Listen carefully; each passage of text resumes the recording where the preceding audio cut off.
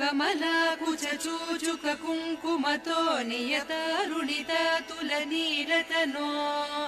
कमलायतलोचन लोकपते विजयी भव वेङ्कटशैलपते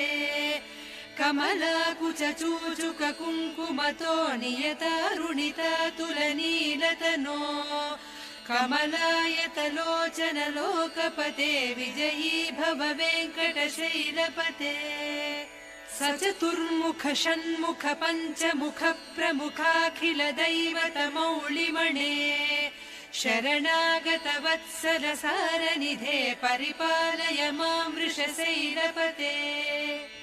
अतिवेलतया तव दुर्विषहैरनुवेल कृतैरपराधशतैः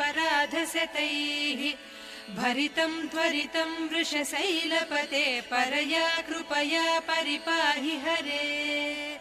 अधिवेङ्कटशैलमुदारमतेर्जनताभिमताधिकदानरतात्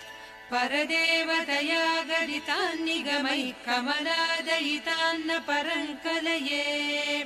कलवेणुरवावस गोपवधूशतकोटिवृतात् स्मरकोटिसमात्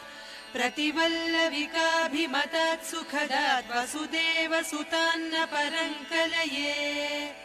अभिराम गुणाकर दाशरथे जगदेकधनुर्धर धीरमते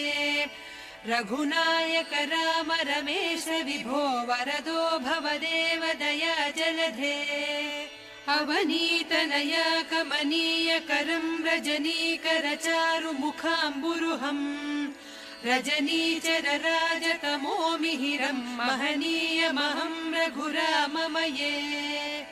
सुमुखं सुहृदं सुलभं सुखदं स्वनुजं च सुखाय ममोघशरम्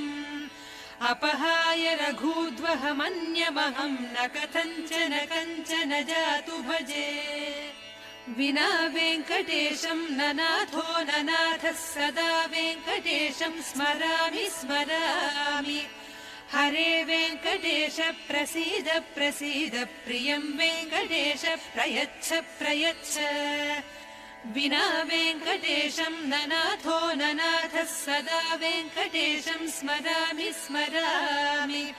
हरे वेङ्कटेश प्रसीद प्रसीद प्रियं वेङ्कटेश प्रयच्छ प्रयच्छ अहं दूरतस्ते पदाम्भोजयुग्म प्रणामेच्छयागत्य सेवां करोमि सकृत्सेवया नित्यसेवा फलं त्वं प्रयच्छ प्रयच्छ प्रभो वेङ्कटेश अज्ञानिना मया दोषान् अशेषान् विहितान् हरे क्षमस्व त्वं शेषशैलशिखामणे अज्ञानिना मया दोषान् अशेषान् विहितान् हरे